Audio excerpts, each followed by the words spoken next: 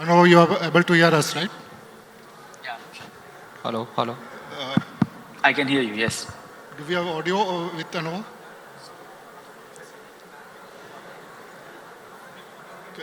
Okay. Tushar, I can hear you. I'm not Okay, sure if you perfect. guys are able to hear me clearly. Yeah, we can hear you, Abhinav. Hi. All right, perfect. Hi, guys. Great. We seems to have a tough task after very engaging session, I guess, on personalization, targeting, and data. But we want to bring a sort of different dimension of advertising, and that's where, the entire GCC conversation which is happening. I'm sure many of you know that GCC stands for Global Capability Center. And idea is basically what India can contribute to the advertising industry, what India can contribute to marketing services in a broader way. Uh, and what maybe happen in terms of ITAs, similar kind of a wave which is happening in a GCC environment. And if you are following closely, many of you know that there are upward of 1,600 GCC today in India market. There are close to 2 million people working on a various GCC activity. While marketing is relatively new on the block, I'm going to go to Manish to start with because he has been tracking this very, very closely. And Manish, if you can give a bit of your perspective on India GCC landscape and where marketing stands within that. And if you can also just give a 30-second your intro in terms of what you do. Tushar, thanks for the question. Thank you for the question. Um, the GCC story in India started about 25 years ago, and that's what we were discussing some time ago, when it started off from a business services and from an IT perspective. But 25 years has been a long, drawn story for the industry. Close to about 1.6 million people work in the industry, which is pretty much larger than a lot of the countries when it comes to population across the world. 1,600 plus GCCs. But the story is not over. Till about 10 years ago, one of the most important reasons that organizations would set up shop in India with the GCC was more with the perspective of labor arbitrage. That story is changed over the last 10 years. COVID has taught global organizations a lot that the work can be done remotely. So it worked in pretty much in favor of some of the countries like ours. There's a lot of fuel left in the tank. Labor arbitrage is expected to stay for another 2+ decades, which is fairly robust for organizations. Continue to looking at that as a place of growth. But two of the most critical reasons why organizations are setting up in India is access to talent pool and the ability to be able to run transformation, which they are not able to be able to run out of bespoke and decentralized operations across the world. And Tushar, you said it right. While we are 25 years into the industry of the GCCs, business services, IT are fairly mature. Technology is fairly mature, but marketing has just reached a point of inflection over the last 7 to 8 years, if I may put it that way. And it's no longer about how can you run transactional activities from a marketing perspective, but also deliver high-level insights into clients and advertisers. This is changing the entire ecosystem. So it's not just the advertising organization giants that need to evolve and change, but also advertisers who are setting up centers of excellence in marketing in India. The likes of HP, Eaton, AstraZeneca, Novartis, a lot of these have marketing operations that are globally run but managed out of a country like India. We should be really proud about that. And that is making sure, even a lot of the tech organizations like Ubers, Amazons, Googles, etc., are running operations out of India. And that makes the entire ecosystem evolve and really uplift themselves. It's still at a point of inflection. We are far away from where we would really like to be. So that's why I say there's a lot of fuel left in the tank for us to be able to drive that piece forward in the near future and time to come. Yeah. And as you said, it's a sort of early days and sort of two kind of GCC which is coming up. So agency network like us, but many of the clients also looking at GCC as an extension of your existing activity, right? So many clients having either financial services, HR services, IT services, and they have started now adding marketing services as a one of the vertical, and that's where intersection with advertising industry, consulting as well as marketing comes into play. We have got Lavdeep and Anubhav. We are representing the advertising network. So I'm going to start with Lavdeep to give a bit of perspective in terms of what kind of services are moving to India and what roles India teams are playing into that. Yeah, thank you, Tushar. Thank you, Tushar, for that question. So as Manish was alluding towards, that GCC has been in the existence for so many years, and primarily the functions that were housed within GCCs in the beginning were more IT, BFSI, or HR functions.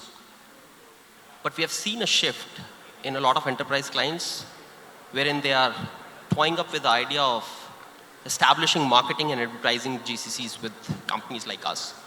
And though the existence of marketing and advertising GCCs has also been, I would say more than a decade old, because we've got enterprises, who started off with marketing services centralization and sort of, translating and transforming them into, global capability centers.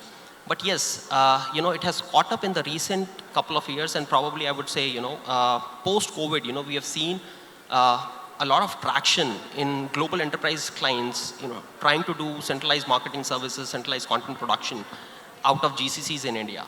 So that's been a transformative change that we have seen. Now, when it comes to the kind of functions that we would ideally want to host within the GCC, it all starts, from media capabilities to content capabilities, and then you've got CX in it, underpinned by the data and analytics layer. So these are primarily, the capabilities that advertising or marketing, so-called GCCs, would comprise of.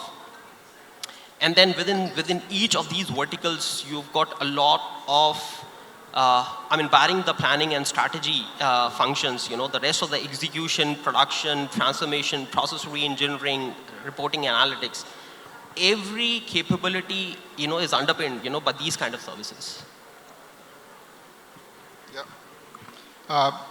And I would like to get your perspective, and again, you have been doing work in this space for a long time. So if you can talk through your journey as well as Dentsu's focus. Yeah, so I think, again, I think I'll make a quick introduction. So I'm Anubhav. I ran the Merkle India business for the last 7 years for Dentsu, and before that founded a company called Socrates, I think large performance marketing company in the country. And then in the last year or so, I've taken up sort of a regional role, especially focused on special projects, basically, across the region. And one of the initiatives that we're doing is actually GCC. So while I think in personal capacity as Socrates, we must have been working with a bunch of GCCs, but I think now Dentsu has very clear, specific focus on, I think, the GCC segment. And I think the way that we think about it is that anything that fundamentally grows the pie we can play in benefits everybody, right? So, for example, displacing each other as competition is far tougher for everybody, but when the pie grows itself, I think we tend to win a lot more, right? And I think GCC is one space where we are seeing that the pie is growing, at least from an India lens, basically. While there may be some lost jobs globally, but the pie is growing in India. Manish rightly said that it is actually because COVID taught people that talent can perform as well remotely. And that was a big piece, basically, because otherwise what was happening earlier was that only cost arbitrage is what people were playing on. Higher end sort of jobs and opportunities weren't coming in, right? And we've met GCCs where 7 out of 14 of their global sort of board directors sit out of India.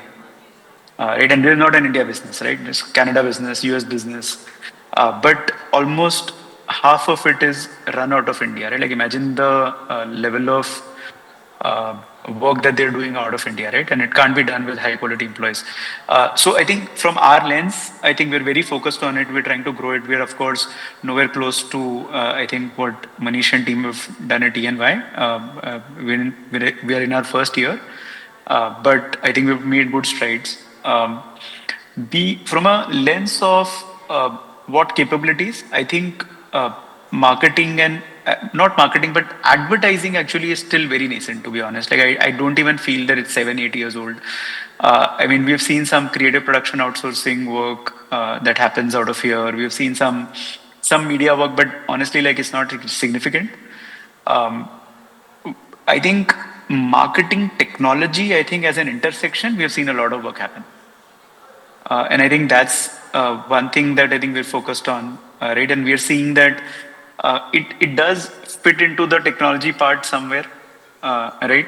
But it is also focused on marketing. So I think the lens that we use actually is who's the buyer at the end of the day, right? Who's the customer we are servicing?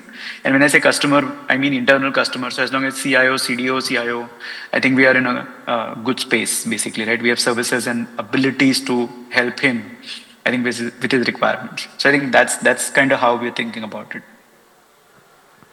And if you have to talk about maturity perspective, what kind of categories or client you see Anubhav more traction? Is there any specific trend you are seeing? Not really. Of a process Not really, actually. It's see, basically what happens is this, right? Like at least my take, and I mean Manish and Lavdeep can ratify it more. But when a new GCC is set up, usually marketing is not their first go-to. They start with very simple transactional tasks. So usually either it's FNA or it's something in finance, something in customer support, stuff like that is what, or admin support basically, right? Or ask people services, stuff like that. I think which gets to the GCC. I think when they start maturing over time, basically, right, is when, and then next is technology, etc., right? And I think over time, basically, they come to more engaged services like marketing, etc. So it's a long road for them, to be honest, right? And I think it's more about the maturity of a GCC setup in India than necessarily segments, right? I mean, I think. And from that standpoint, if you think about it, the banking guys actually came the first to India. So you will see the most maturity with the banking guys, or some of the retailers, I think, who have large marketing setups, which is where you will see some traction. Maybe not so much with, say, some of the newer ones, right? What is your experience, Manish, on that? See, from a maturity perspective, the transactional part of work, which is more around monitoring, which is more around ad operations, etc., has been a primary driver of what has moved. So there has been a fair amount of automation, etc., possibility that people have really considered looked as a part of it. If you really go up the value chain more toward the planning, content creation, etc., is stuff which is still evolving. And with everything around marketing technologies which is evolving, changing, digital marketing coming in, different type of platforms that organizations are looking at, unifying, etc., that space will continue to see a lot of change and a lot of evolution. If I look at sector by sector, some of the organizations who've got marketing really, really right out of the GCCs are the ones who are very, very heavy on data and analytics. The likes of, the new age organizations like Ubers, Amazons, etc. Because their strategy around data is so good. Today morning, if I land in Delhi and it sends me a notification, you've landed in Delhi, there's a cab available. Click here, book cab. There's nothing but they're being able to go down to a personalized experience for people, which is down to pin codes and geo blocks. If you're driving in an Uber anywhere else in the world, maybe it's not happening in India yet, and it's 12 o'clock in the afternoon and McDonald's is advertising with Uber as a platform, It can tell you it's time for lunch, you want to take a 2-minute detour, there's a McDonald's just next door. Just because you're crossing by a certain area.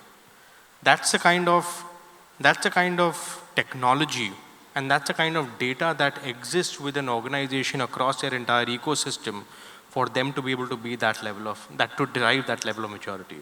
And a lot of this is actually done out of their GCCs present in India. Yeah.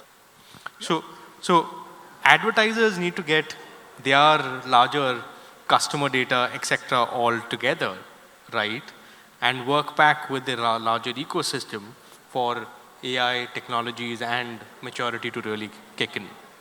Lovedeep, you may have some thoughts as well around this. Yeah, so, I mean, Tushar, I would take your question in a two-dimensional way. So one is the maturity of the GCCs that we have in India. That's one aspect. And the second is the enterprise companies which are actually doing marketing as a function within those GCCs. So on the first, I think the maturity is pretty high because, you could look at 5 or 6 levers to maturity of GCCs in India. How close they are with the parent organization, what is the strategic alignment that they have with the parent organization. I think, all the GCCs are pretty strategically aligned, with their parent organization. The second dimension or the second angle or the lever would be what is the breadth of the service offerings that they have, the depth of the capabilities that they have, right? How digitally mature they are. What kind of a future-ready workforce do they in-house? And what is the value and the cost efficiencies that they're delivering? So if you look at, if you plot this, I think, all GCCs in India would pretty much, fare very well. Now come the second dimension, which is which enterprises are actually doing marketing as a function within GCCs. I think, I completely agree with what Manish just said, that one of the aspects is data. Companies definitely which have very strong data available are the leaders in it. But then you could add 2 or 3 dimensions to that as well, which is companies which are truly global in nature and are doing a lot of global campaigns. The volume of marketing activities, that is one of the functions that actually forces an enterprise, to look for marketing as a GCC solution. The second could be the need of localization, right? Which is like sending the right message to the right customer, in a very culturally aligned manner. I would say enterprises, which are digital first, which really want to experiment with new advertising and marketing formats. For them, I think GCCs are an answer because GCCs enable them, to sort of experiment with these new platforms and build experiences and, sort of create differentiated marketing strategies. So those are the enablers or the levers, that will encourage enterprises, to create marketing as a function within GCCs. And if you look at industries, I think technology, BFSI, they are the ones, who are leading it. But yes, definitely, there is a lot of catch-up that needs to be done by the other industries. And obviously, with personalization at scale and, every enterprises need to deliver the right message to the right customer at the right time using the right channel, has exploded the amount of marketing that needs to be done. So maybe, we are on the right track in that sense. And I would see that in the next 5 years, a lot of companies and enterprises would want to establish marketing as a function within their GCCs. And just wanted to build one dimension of that, and this is a bit of my personal experience, right? So when you move into more data-driven sort of marketing activity, when you move into a platform-led activity, the ecosystem you are creating is also going to be very, very content-hungry. It needs a lot of support in terms of content. You need to think content at a scale. You need to think about content supply chain. And we at WP basically have a key vertical which we are focusing is basically what we call content and production as one vertical. So the second vertical is media. Of course, there is CX and data and tech. But content is also one of the key vertical where we are doing activity. And Lovedeep, you are doing some good amount of work there. You want to talk about that part because that's also an important dimension. Yes, I mean, content is the king right now, as in, and especially, with personalization at scale, I think, content is the differentiator. The ability of an enterprise to be able to generate large amount of content, which is fueled by data and insights, is the need of the hour, right? And you need to have effective and efficient ways of doing it using the right technology and innovative solutions. And especially in WPP and the organization that I represent, which is Hogarth Studios, we are a content experience company, and we have invested heavily, in building techs that can fuel content delivery, content creation at scale. So that sort of leads to a related area, which is this needs a diverse talent. This needs a talent which is global ready. So where is the talent coming from? If you look at Indian advertising industry, there is a finite pool. But now with the GCC coming in play, it's attracting talent from diverse sources. So how do you see the talent landscape? And I'm going to all three of you, but I'll start with maybe Lavdeep, for how you're getting talent for your content and tech and data kind of activities. See, personally, I think the talent landscape in India is quite mature, in the sense that, there has been a lot of interventions, that have been done in the talent landscape, both from an academic standpoint, right, and also from corporate standpoints. The corporates have been investing and signing up MOUs with a lot of universities. In fact, at WPP we have done that, wherein we have designed specialized courses in advertising and marketing, right, which are being taught to the graduates who are about to pass out. So that's one angle, which is readiness of the talent. So from a readiness of a talent, which is especially coming out of universities, I think there is a lot of intervention there.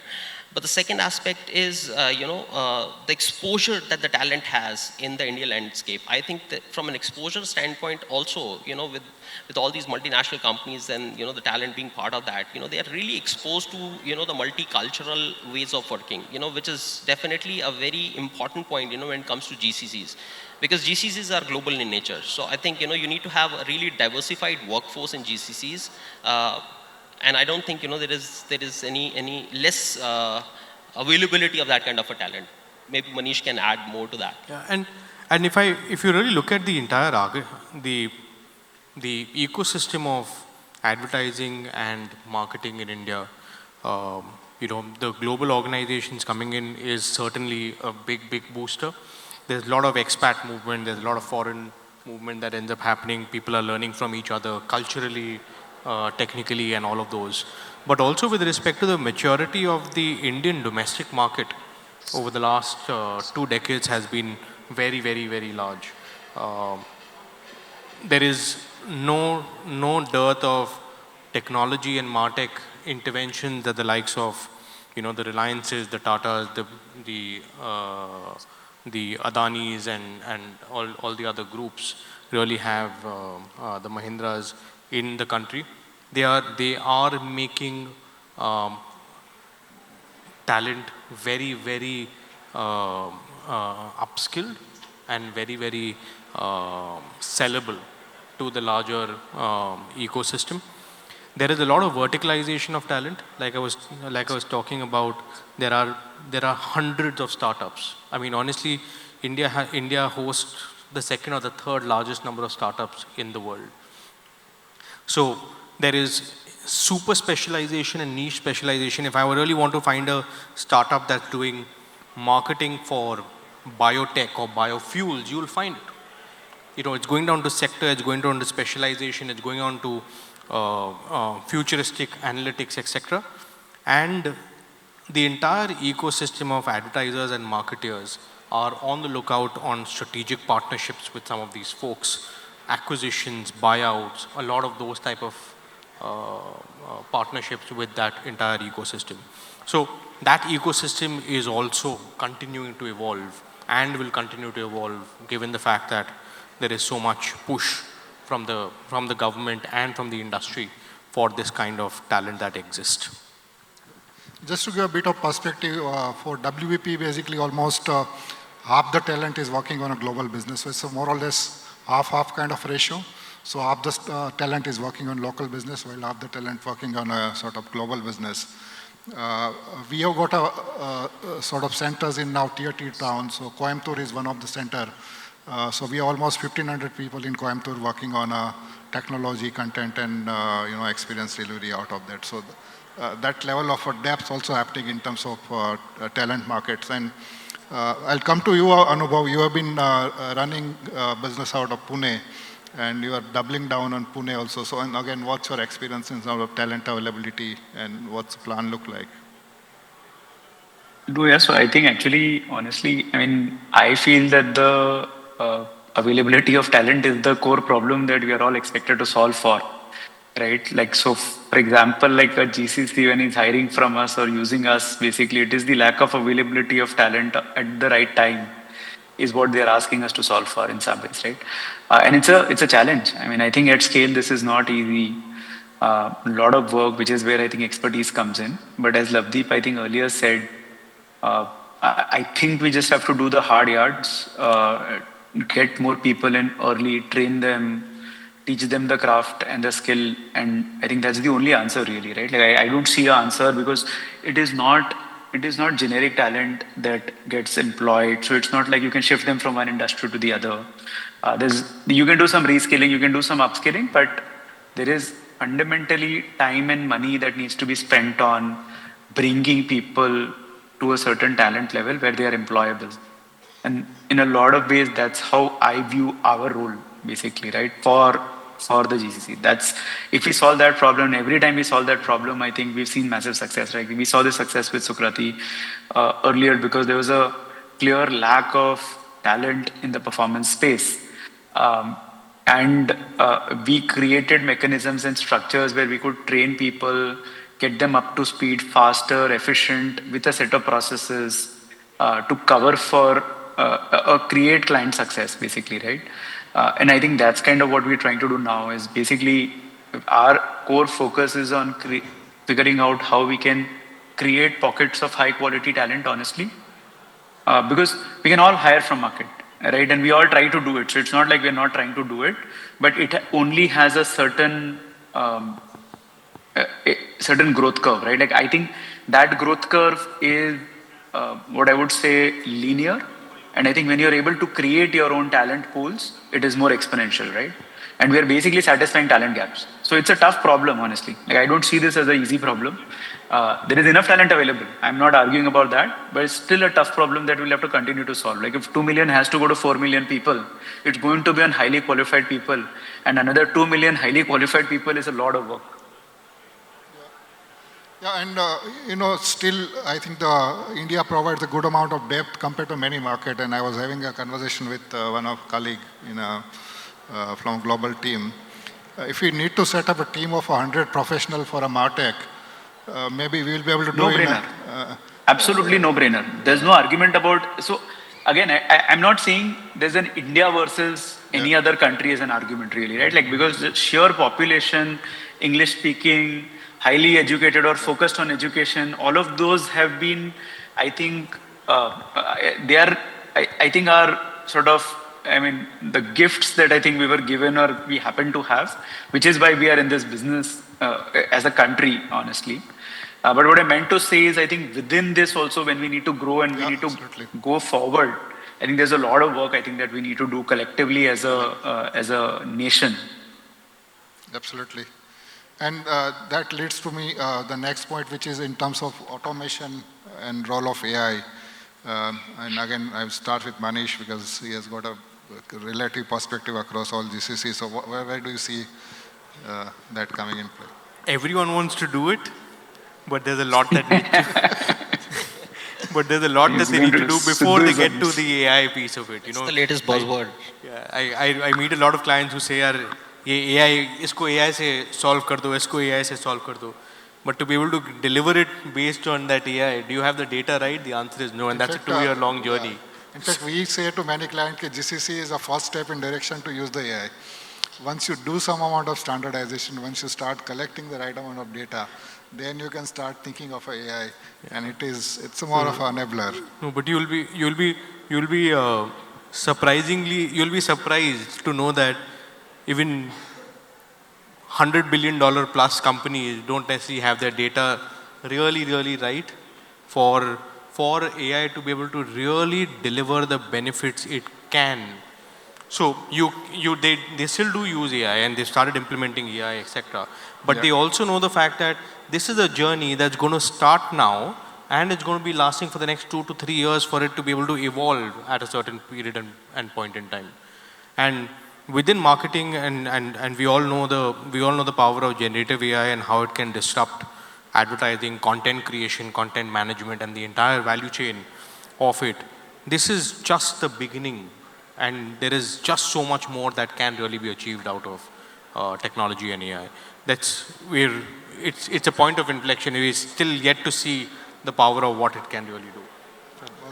No, completely agree. In fact, I think AI would have a larger impact, especially on the marketing and advertising side of things. And as WPP, I think, we have really realized that. And we have invested heavily in creating, our own marketing operating system, which we call WPP Open. And it's powered by Gen AI. There are, and we've got partnerships done, with all the leading LLMs, so as to say, which are sort of powering our AI marketing operating system. So yes, definitely. I mean, AI has a huge role to play in marketing and advertising. But as Manish said, it's the data, that really powers the thing, right? So the ability of enterprises to be able to, sort of collect the right data, store, and then engineer it for these LLM models, to generate insights out of it, is something, that is yet to be seen. I mean, there is an interesting fact out there, right? I mean, like 90% of, the POCs that's been done in the AI space have really failed, right? So there's a lot of money that's gone down the drain. But yeah, I mean, I would say that, we need a cognizant effort in that area. But yes, the sector is really up for disruption, because of AI. Gladly, we've got great investments and great platforms, that we're working with. So I'm sure, we'll be able to, create some magic for some of our clients, using that. Anubhav, what's your experience on that? So I think firstly I want to complete the quote. I think Manish almost said, actually it's a quote by Navjot Sidhu. AI today is like teenage sex. Everybody's talking about it. Everybody claims to do it. Nobody knows how to do it. And I think that's where we are really with it. But I think there are two areas where I think AI is quite eminent, and we're seeing some early traction actually. And even if I take the advertising lens outside for a minute, basically, I think within advertising, I think content creative is getting impacted, especially production work actually is getting impacted. Lots of efficiency getting created far faster, basically. So I think that's quite evident. I think the other area which was a little bit of a surprise for me is actually technology and like code writing, right? Like I think it's again become really now obvious that it can be done. It does require higher quality talent, but higher quality talent is almost 2 to 3x more productive with the use of Copilot, etc. And this, I think, comes from personal experience, conversations with people who are deploying it already, right? Like this is not theory anymore. Like I think a year ago this was theory, right? And I think that, to my mind, is going to create another market shift, where I think a lot of the sort of engineering talent that is getting deployed or technology talent that is getting deployed today by the GCCs or otherwise is going to have to be completely reskilled to becoming what I call, say, a AI-enabled engineer or coder or whatever you want to call it, right? And I think that's going to be like this huge shift and cycle I think we will go through all over again. I think these are two areas for me. Actually, I mean, I have a little more of a grim view on the media side, just due to sheer lack of availability of data that exists with most customers, really, right? Like I think we all, like, you can do it. It's very obvious you can do it. The problem is nobody has the data, and it's been like lots of money has been spent in trying to collect data, but like very limited data has been collected so far. Great, we are almost time's up. Do we have a time for questions? Or? Okay, cool. So I guess this is going to be India's decade, so apna time aayega. And I guess India has a larger role to play, and I see that sentiment across the panelists. Of course, there are sort of challenges in terms of a depth of talent, kind of services we can deliver remotely. But that's a journey we need to go through in terms of more of an outpost to more of a transformation hub. And this is India's time to convert into maybe a transformation hub for advertising out of India. Thank you.